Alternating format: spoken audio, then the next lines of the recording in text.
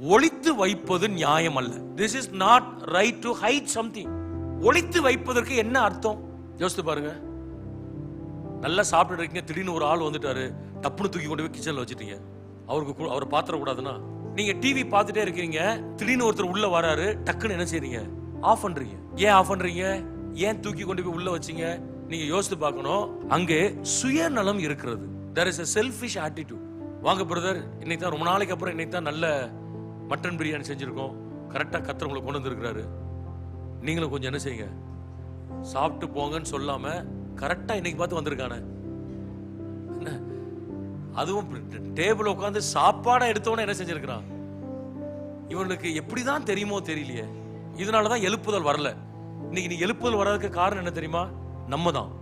ஆண்டவர் சொல்றாரு, முதல்ல செட்ரேட் யுவர் செல்ஃப். உன்னை முதல்ல சரி பண்ணு. உனக்குள்ள இருக்கிற சுயநலத்தின் என்ன செஞ்சிரு, நீ எடுத்துரு.